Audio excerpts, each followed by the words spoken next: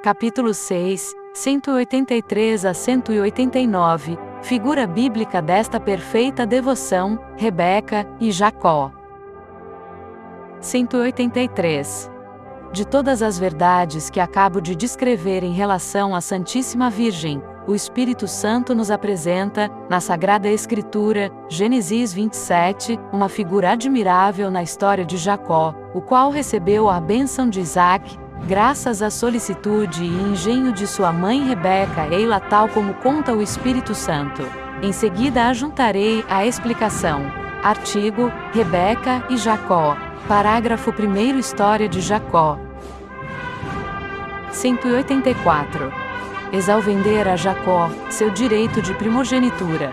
Anos depois, Rebeca, mãe dos dois irmãos, assegurou a Jacó, que ela amava ternamente, as vantagens daquele privilégio, empregando, para isto, uma astúcia santa e cheia de mistério. Pois Isaac, sentindo-se extremamente velho, quis, antes de morrer, abençoar seus filhos e, chamando Esaú, o preferido, ordenou-lhe que fosse caçar algo para ele comer. Depois o abençoaria. Rebeca, prontamente, pôs Jacó ao corrente do que se passava, e disse-lhe que fosse buscar 2 cabritos no rebanho. Assim que ele os trouxe, ela os preparou do modo que Isaac mais gostava. Em seguida, com as vestes de Esaú, que ela guardava, vestiu Jacó, e com as peles dos cabritos envolveu-lhe o pescoço e as mãos, a fim de que Isaac, que não podia ver, acreditasse, tateando-lhe as mãos, que fosse Esaú. Embora ouvindo a voz de Jacó, Isaac, com efeito, ficou surpreso, ao ouvir a voz que ele reconhecia como de Jacó, mas, fazendo-o aproximar-se, e tateando-lhe os pelos que cobriam as mãos do filho, murmurou, em verdade a voz é de Jacó, mas as mãos são de Esaú. E convencido, comeu.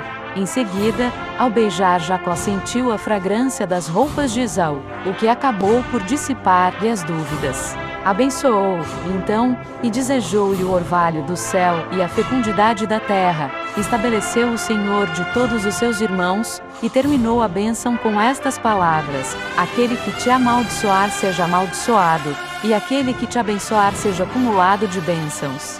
Apenas Isaac acabara de falar, entrou Esaú trazendo um guisado da caça que abatera, e o apresentou ao pai, pedindo-lhe que comesse e em seguida o abençoasse. O santo patriarca ficou extremamente surpreendido, ao ficar ciente do engano, mas, longe de retratar o que fizera, confirmou, pois reconhecia no fato, evidentemente, o dedo de Deus. Então Esaú, como observa a Sagrada Escritura, gritou com grande clamor, e acusando em altas vozes o embuste do seu irmão, perguntou ao pai se ele não tinha outra bênção. Neste ponto, notam os santos padres, ele era a imagem dos que facilmente conciliam Deus com o mundo, querendo gozar ao mesmo tempo as consolações do céu e as da terra. Isaac, comovido pelos gritos de Esaú, abençoou, enfim, mas a bênção que lhe deu foi uma bênção terrena, sujeitando-o ao irmão. Por isso Esaú concebeu um ódio tão profundo contra Jacó que, para matá-lo, só esperava a morte do pai. E Jacó não teria podido evitar a morte, se sua extremosa mãe Rebeca não o protegesse com sua habilidade e os bons conselhos que lhe deu e que ele seguiu. Parágrafo 2º Interpretação da história de Jacó. 185.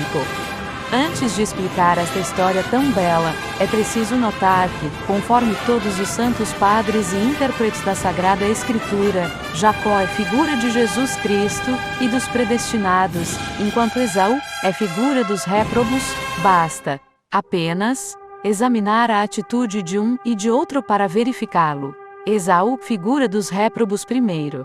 Esaú, o mais velho, era forte e robusto de corpo, destro e habilidoso no manejo do arco e na arte da caça.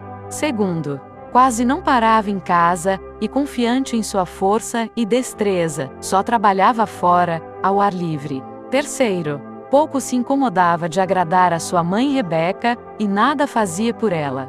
Quarto, era guloso, e gostava tanto de satisfazer o paladar, que chegou a vender seu direito de progenitura por um prato de lentilhas. Quinto, estava, como Caim, cheio de inveja de seu irmão Jacó, e o perseguia sem tréguas.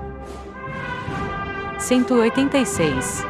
Eis a conduta dos réprobos, todos os dias. Primeiro, fiam-se em sua força e indústria nos negócios temporais, são muito fortes, muito hábeis e esclarecidos para as coisas da terra, mas extremamente fracos e ignorantes nas coisas do céu. In terrenis fortes, in caelestibus debilis. Por isso. 187.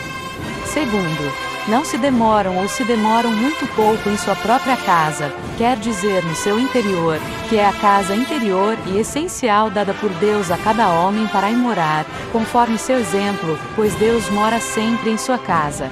Os réprobos não amam o retiro, nem a espiritualidade, nem a devoção interior, e chamam de espírito, acanhados, carolas e selvagens aqueles que são espirituais e retirados do mundo, e que trabalham mais no interior do que fora. 188.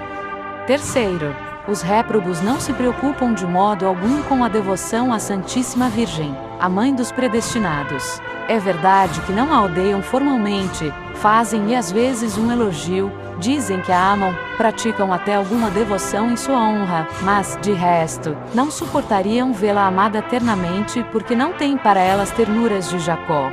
Acham motivo de censura nas práticas de devoção a que se entregam os bons filhos e servos da Santíssima Virgem para obter sua afeição, na certeza de que esta devoção lhes é necessária à salvação, e acham, mais que, desde que não odeiam formalmente a Santíssima Virgem, e que não desprezam abertamente sua devoção, isso é bastante, e já ganharam as boas graças da Santíssima Virgem, e são seus servos, ao recitarem, ou resmungarem algumas orações em sua honra, sem a menor ternura por ela nem emenda para eles.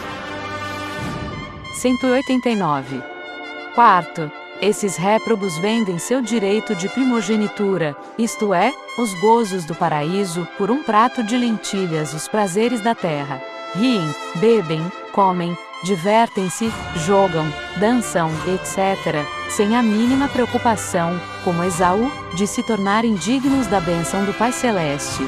Em 3 palavras, eles só pensam na terra, só amam a terra, só falam e agem pela terra e pelos prazeres terrenos, vendendo, por um instante de prazer por uma vã fumaça de honra, e por um pedaço de matéria amarela ou branca, a graça batismal, sua veste de inocência, sua celestial herança.